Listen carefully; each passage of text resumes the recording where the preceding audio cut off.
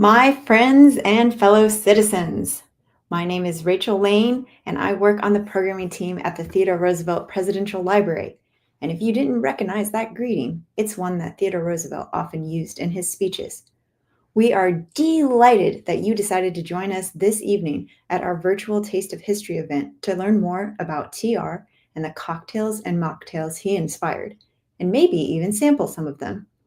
To get the evening started, I'd love for you to drop in the comments where you're tuning in from. We love seeing what places are represented. So I see a few coming in, and we'll read those out in just a second. I'll be your historical guide for the next hour with brief breaks in between the stories behind each drink to give you a chance to make the drinks live with bartender Corey Foyo of Theodore's Tavern in Medora, North Dakota. So, if you don't have everything in front of you right now, now's the time to grab the ingredients you'll need. I'll wait just a minute before starting and read out some of the places represented while you're getting ready. So, we have people coming from South Dakota, North Dakota, Rochester, New York, Ohio, Cleveland, Ohio, Boise, Idaho, New Orleans, Louisiana, Atlanta, Georgia, Dickinson, woohoo! Saginaw, Michigan, Grand Rapids, Michigan.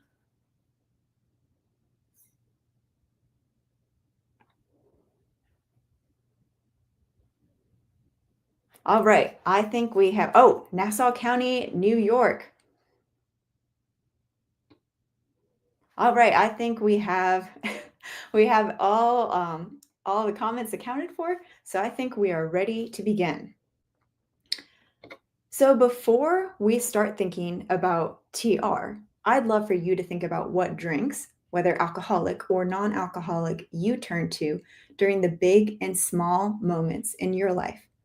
I already tried to get the wheels turning with the registration form and loved reading your responses. There were so many different cocktails mentioned, from the tried and true old-fashioned to the Prohibition era bee's knees to a French 75. I even learned about a few cocktails I had never heard of before, like the last word. As you think about your favorite cocktail or mocktail, or maybe some other favorite drinks, TR, for example, loved milk, not buttermilk, and coffee, I'd encourage you to think about when you drink them and why. Do you drink for taste, social connection, or nourishment? Have different drinks represented different seasons in your life? And if you were to design a cocktail or mocktail to embody you or a particular period in your life, what would it consist of? As we work our way through TR's life this evening, we'll see what drinks embody different times in his life. And I hope by the end of this presentation, you'll be able to find points of connection with TR and the beverages he turned to and inspire. But first, a bit of background before we delve into TR's life. TR's drinking habits are the subject of much debate. For those who aren't particularly familiar with Teddy, who may not know that he did not like the name Teddy, they often assume that he was a heavy drinker, like Winston Churchill, for example. I'm guessing the reason for this is because of his masculine persona and his emphasis on the strenuous life. The proliferation of bars across the country today, named in Roosevelt's honor, indicates just how embedded this belief is. For those who know TR better, they emphasize that Theodore Roosevelt wasn't a big drinker. He went on a few binges in college. What college student hasn't? But after that, he mostly didn't drink, but occasionally had wine, milk punch, and of course, mint juleps. Although TR never claimed to be a teetotaler, I do think he tried to downplay what he did drink, which wasn't much for political reasons, drinking a bit more than he let on, although he was always measured in his use of alcohol. For example, when TR defended himself against accusations in a Michigan newspaper of excessive drinking in 1913, he testified in court, "I do not drink either whiskey or brandy, except as I shall hereafter say, except as I drink it under the direction of a doctor. I do not drink beer. I sometimes drink light wine." Shortly thereafter, he added about mint juleps. "I never drank but one mint julep at a time. I doubt if I have drunk a half a dozen a year. I doubt if I drank a dozen during the entire 7.5 years there. Later in the cross-examination, TR admitted that mint juleps were made either of whiskey or brandy. So it's clear his original testimony of not drinking whiskey or brandy, except under the orders of a doctor, was not completely accurate, since he drank mint juleps with whiskey or brandy in them, albeit a very small amount. Moreover, TR also wrote about having a mint julep party at the White House every spring, where he supposed he drank 3 or 4 mint juleps. Depending on when the mint julep party tradition started, TR easily could have drunk 20 mint juleps from the parties alone, let alone the mint juleps he enjoyed with the tennis cabinet. Thus, while it's up for debate how much TR actually did drink, it is accurate to say that after college, he limited his consumption of alcohol and did not go out of his way to drink especially heavy liquor. All right, with that, we are ready to start the presentation and embark on our journey of Theodore Roosevelt's life. Of course, it would not be complete without a stop in the North Dakota Badlands, where he lived on and off in his 20s. As you may know, TR came to the Badlands to heal after his wife and mother passed away on Valentine's Day in 1884, and that healing potentially did include some alcohol, but not in a drink your sorrows away type of way. Lincoln A. Lang was a rancher who came to the Badlands from Ireland in 1883 with his father. He became one of Roosevelt's neighbors. Several years after TR passed away, Lang wrote about his memories of life in the Badlands in the book titled Ranching with Roosevelt. One of the stories Lang includes mentions TR's thoughts on alcohol. In fact, he began that particular chapter noting that some have said there was a wild streak in Roosevelt. Lang authoritatively says just how much truth there is in this and what his attitude really was as related to liquor, which had so much to do with it, I happen to be in a good position to know. As Lang relates, TR saw him in the fall of 1888 after Lang had participated in a night of festivities. TR expressed his concern of young men developing an appetite for liquor. He believed it was better to cut out liquor entirely to avoid getting to the stage of being a perennial boozer. But TR did not believe in dictating to anyone how to handle alcohol, saying, since it is a purely personal question which each man must decide for himself, there is no room for dictation. Lang notes he took Roosevelt's advice to heart, occasionally celebrating with family and friends with alcohol, but always within well-defined limitations. He mentions an example of these celebrations, writing, for generations, social evening gatherings of friends over a bowl of toddy had been the custom in my father's family.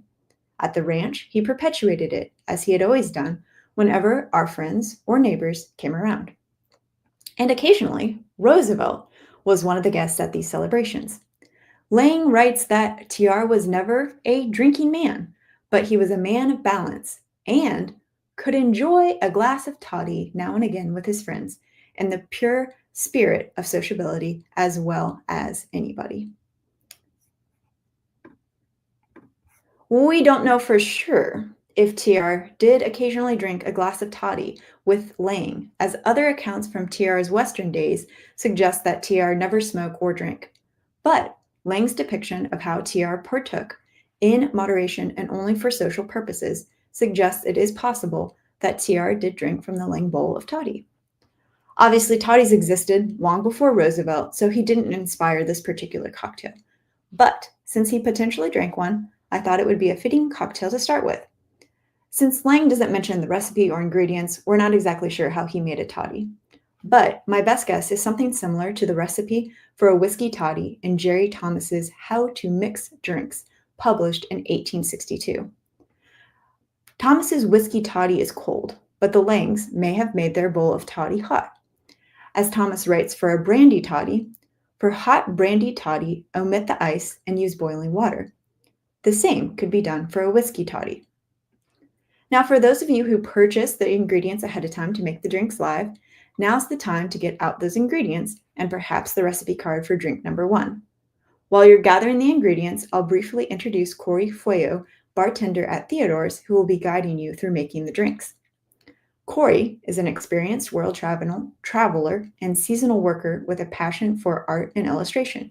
He is widely recognized for his craft cocktail expertise in Medora, North Dakota, where he revitalized the bar program at Theodore's Tavern.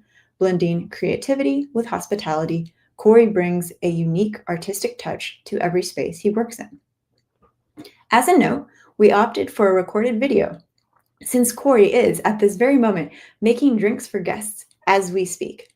But if you'd like to visit Corey in person, you can find him at Theodore's in the Rough Rider Hotel in Medora, North Dakota, a perfect stop after a visit to the Theodore Roosevelt Presidential Library, which will open almost exactly a year from now in July 2026. Hi, my name is Corey Fueo. I'm the lead of the bar program here at TR's Tavern in Medora, as well as the head mixologist. Today we're going to be going through 3 cocktails from pre-prohibition area, where the spirit is the primary flavor and the other ingredients were kind of what they had. So they're going to be simple cocktails, but they're going to have spirit forward flavors as well as some citrusy notes and other things that were available throughout the time. And so we're going to start with the first cocktail. It's an 1800s pre-old fashioned. We're going to grab your large ice cube. I have 2-inch cubes, but back in the day they would have used 1-inch cubes. I'm going to grab some granulated sugar here. Use a bar spoonful, just enough to kind of coat the top of the rock here. Then you're going to want to grab about 2 ounces of cold water.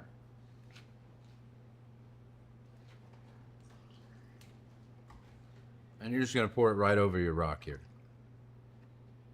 I'm going to grab some rye whiskey, or bourbon. You can use whiskey, bourbon, you can use rye, non-rye, it doesn't matter. I'm using bullet rye today. And you're going to pour 2 ounces over the top of your rock here.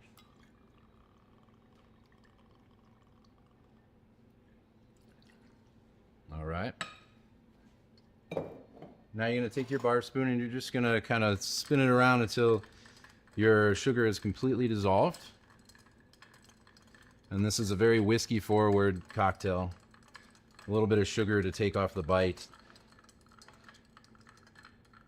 And top it off with a few dashes of orange bitters. Here you have your whiskey toddy, the pre-prohibition cocktail. Our first of the evening.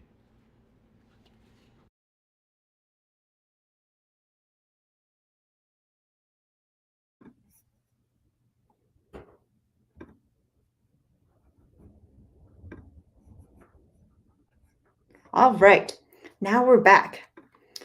As you may have noticed, I'm wearing the distinctive Rough Rider hat. And now that you've had a chance to make a whiskey toddy, as you learned about TR's time in the Badlands, we'll jump ahead about 10 years to 1898 and the Spanish-American War. The day is July 1st. TR is in the last year of his 30s, and he's about to lead the charge up Kettle Hill. Astute attendees may have noticed that today is July 1st, and that is intentional. We thought it would be fitting to drink through TR's life on a significant day in his life, what he considered one of the great days of his life. But first, a little background before we get to the battle. After the sinking of the USS Maine on February 15, 1898, the United States declared war on Spain. 39-year-old Theodore Roosevelt was eager to join the fight. On April 25, 1898, President William McKinley appointed him Lieutenant Colonel of the 1st U.S. Volunteer Cavalry. This unit became known as the Rough Riders, and its official uniform was a slouch hat, blue flannel shirt, brown trousers and leggings, and polka dot bandanas. All in all, there were 1,060 Rough Riders. On July 1st, 1898, Theodore Roosevelt and the Rough Riders received the order to advance toward the San Juan River, which they eventually forded. The Rough Riders were ordered to support the U.S. Army regulars attacking nearby San Juan Hill. Mounted on his horse Texas, Roosevelt advanced up Kettle Hill with the other Rough Riders and 9th Infantry troops, penetrating the Spanish line. 89 Rough Riders lost their lives in the fight to gain control of San Juan Hill and Kettle Hill. As TR wrote in his diary that day, rose at 4, commanded regiment, held extreme front of firing line, big battle. This day and the following days in battle, TR would remember the rest of his life, calling them great days and his crowded hour. He even used the line in a letter to his friend Henry Cabot Lodge, "I am as strong as a bull moose, although I sleep out on the firing line, on the ground, often wet through." Years before the 1912 campaign, in which the Progressive Party became known as the Bull Moose Party. More on that later. And the public would remember the charge up Kettle Hill as well. TR and the Rough Riders returned to the States to a huge crowd, and Roosevelt became a national hero. His popularity helped him win New York's gubernatorial election in November 1898. And as he moved from governor to vice president and finally to president, the public never forgot TR the Rough Rider, as allusions to the Rough Riders would appear in all sorts of public memorabilia, from pens to sheet music, and yes, even in cocktails.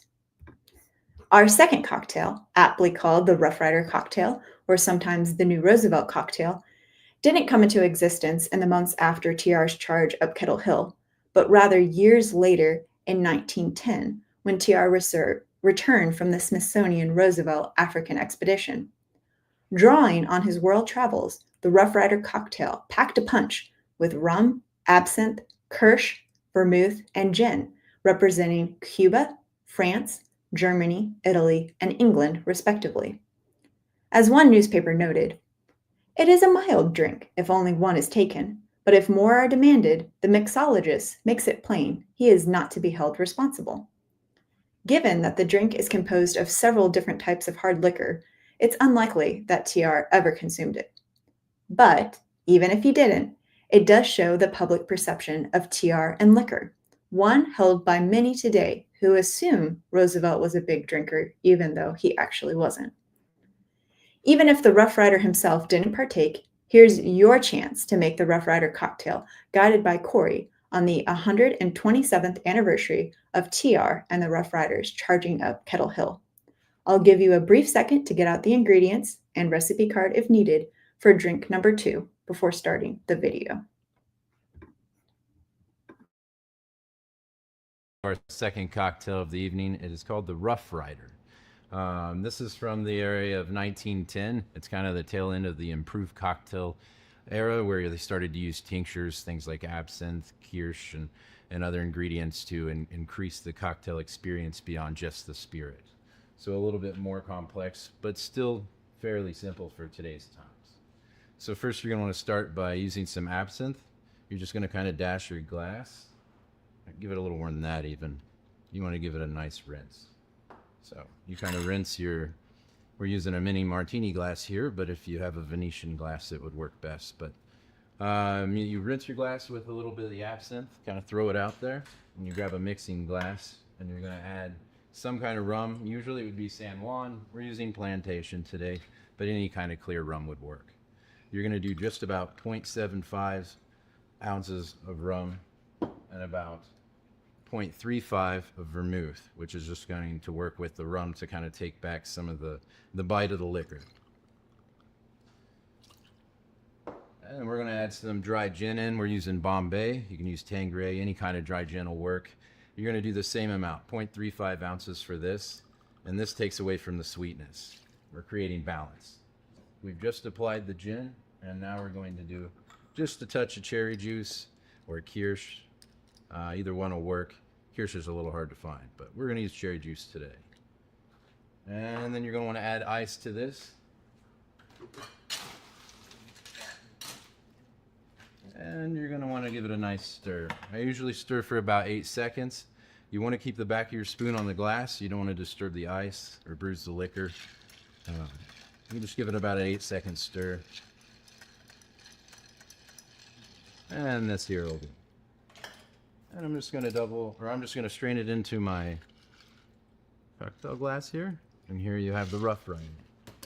All right, and to finish the Rough Rider, you're going to want to garnish this with a nice lemon peel.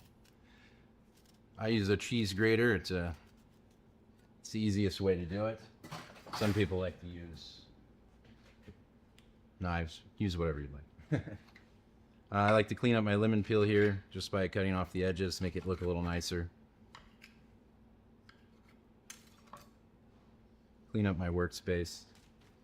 Express it into the cocktail, give it a nice twist, drop it in, and here you have your Rough Rider, our second pre-prohibition cocktail.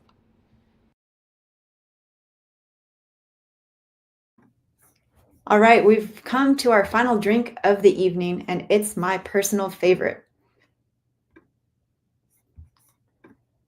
There are a lot of things about TR that are immediately recognizable, like his large, tooth-filled smile and his glasses, and of course, his Rough Rider hat, which inspired our final cocktail, the Teddy Hat cocktail. TR had many famous phrases like big stick, strenuous life, and man in the arena, and my hat is in the ring, although he wouldn't become associated with the final phrase until 1912 when he used this boxing parlance to announce his intention to run for presidential office again. After becoming president in September 1901, after William McKinley's assassination, TR won the 1904 election in his own right, soundly beating the Democratic candidate Alton B. Parker. Shortly after his decisive win, TR announced he would not run again, saying, "On the 4th of March next, I shall have served 3½ years, and this 3½ years constitutes my first term. The wise custom, which limits the president to 2 terms, regards the substance and not the form. Under no circumstances will I be a candidate for or accept another nomination." And he kept his word for the 1908 election. In lieu of running himself, TR supported the campaign of William Howard Taft, who had served in Roosevelt's cabinet, and was delighted when Taft won. Roosevelt left the country after Taft's inauguration in March 1909 to go on the year-long Smithsonian-Roosevelt African expedition. TR felt it would be best for him to be outside of the country to avoid overshadowing Taft, but the former president was under the impression that Taft would continue the policies Roosevelt had begun. While overseas, TR discovered he was mistaken about Taft, but it wasn't until Roosevelt returned home to the United States that he became much more disgruntled. By late 1911, Roosevelt was writing to friends that he would consider running again and challenging Taft for the Republican nomination. Roosevelt officially announced his candidacy on February 21st, 1912, in Cleveland, Ohio, yay for those people watching from Cleveland, stating, "My hat is in the ring," and he intended to beat Taft, campaigning across the country to win in the primaries. Not all states held primaries, as it was the first time they appeared in a presidential election, but of the states that did, TR handily beat Taft. Unfortunately for Roosevelt, Republican Party leaders favored Taft and intended to nominate him as the Republican presidential candidate at the Republican National Convention held in Chicago in June 1912. The face-off between Roosevelt and Taft, which got increasingly acrimonious, inspired a Chicago bartender named Charles W. Svinson to create a new drink, which he called the Teddy Hat cocktail. Consisting of gin, vermouth, Dubonnet, raspberry syrup, orange bitters, and a signature garnish of a lemon peel in the shape of a Rough Rider hat, the drink was a crowd pleaser for both Roosevelt and Taft supporters, with one important distinction. Roosevelt supporters left the hat in, while Taft supporters tossed it out. As Svinson noted, "It's the greatest scheme ever invented to tell a man's politics. If the hat stays, the drinker belongs to Roosevelt. If the hat is tossed out, he's a Taft follower." There was even a historical mocktail version of the Teddy hat. Instead of alcohol and a lemon peel, an orange peel Rough Rider hat was tossed into lemonades and other more or less cooling drinks. Both the alcoholic and non-alcoholic versions of the Teddy hat remained popular throughout the summer of 1912. One newspaper called the Teddy hat the frazzliest new cocktail. But when Roosevelt and Taft lost the general election in November 1912, the cocktail was lost to history until Mark Will Weber mentioned it in his 2014 book about presidential drinking, aptly named Mint Juleps with Teddy Roosevelt. I am hoping with the opening of the library, this drink will make a resurgence in the modern era. Unfortunately, we don't know if the Colonel himself ever tried a Teddy Hat cocktail. Based on his drinking habits, I personally think it's more likely that he had the lemonade version rather than the alcoholic version, but who knows? We'll start to bring this evening to a close by watching the last video of Corey making the Teddy Hat cocktail. Now's the time to grit out your ingredients for drink number 3, or if you prefer, you can always create the historical mocktail version by pouring yourself a glass of lemonade and tossing in an orange peel. While the signature ingredient of this cocktail is a lemon peel teddy hat, if you don't feel like cutting one, you can always just toss in the lemon peel. The drink will taste just as delicious. All right, we're going to go ahead and move on to our last cocktail for today. All right, we're going to start with our third cocktail here. It's called the Teddy Hat. This kind of originated around 1912. It brings the elegance of like a French cocktail with the American cocktail ingredients-wise. We have Dubonnet, which is kind of the French accent on this cocktail, which is what makes it a mashup. And you're going to want to start with a couple dashes of orange bitters. Any brand will work. I use the Fee Brothers. And this here is some raspberry syrup. We make ours in-house. You just want to do about half an ounce of this. Nothing too much. And then you're going to want to do an ounce of gin.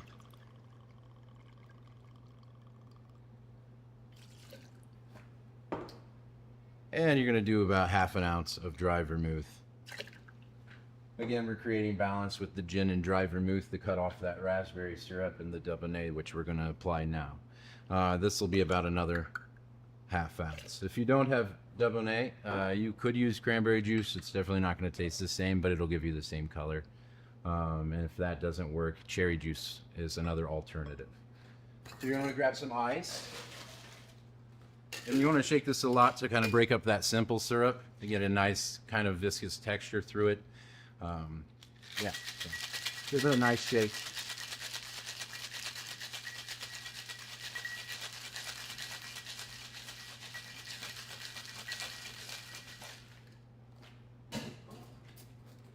And you'll want to strain it into your cocktail glass here. All right, you're going to want to top this off. Well, here you have your Teddy Hat. This is the finished cocktail. It should have this nice pink hue to it. We're going to do another lemon peel for this as well.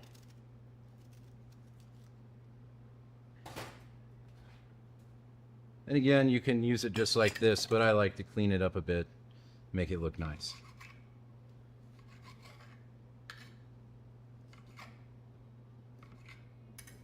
You'll express your lemon, give it that nice citrus note on top, more for scent and that subtle flavor when you take your first sip.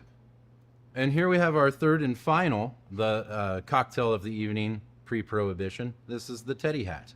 If you want to make any of these 3 cocktails, mocktails, you can substitute the liquor with soda water, you know, add a little bit more of each ingredient, and then just kind of give it a splash of soda or tonic, your favorite mixer of your choice. And that usually makes a really nice mocktail for those people who don't enjoy drinking or can't for some reason. The other thing you could use is there's a bunch of variations of liquors out there that are cocktail substitutes without alcohol, but taste similar to gin and whiskey and things of that nature. So you could absolutely use those in this as well. With that said, here's your Teddy Hat. My name's Corey Fueo, and I hope this was informative for you. And come and see me in Medora. Thank you. All right, I'd like to thank you for joining us tonight as we drank through Theodore Roosevelt's life. Hopefully you learned a thing or two about TR, his drinking habits, and some historical cocktails or mocktails as you reflected on your favorite beverages and when and why you turn to them. So I'd like to ask a couple things of you before you jump off. If you'd like to see more virtual Taste of History events, please let us know by dropping a comment with the types of food or drinks you'd like to see highlighted. And if you're wondering, I do happen to know about more drinks that TR inspired if anyone is interested in a second iteration of a virtual Taste of History and drinking through TR's life. We also do have some time for a few questions if you want to drop any in the comments. So I'll just pause for a second and see if there's any questions.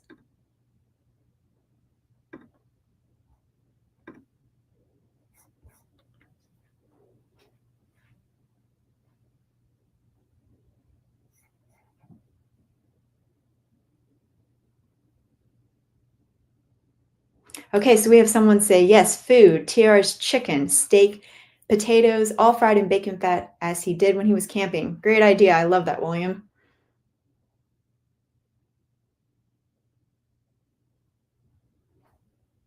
So LaRue asks, what's your fave?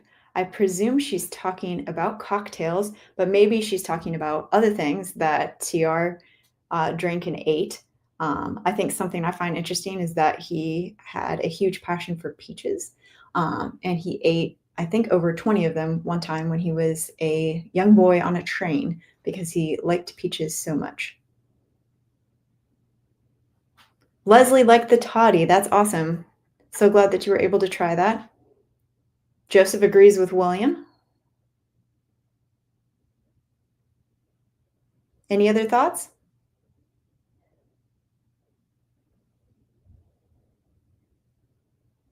All right, with that, we are so appreciative that you joined us this evening. Thanks for spending your evening celebrating our 26th president and his historic charge as a Rough Rider up Kettle Hill with some historical cocktails and mocktails.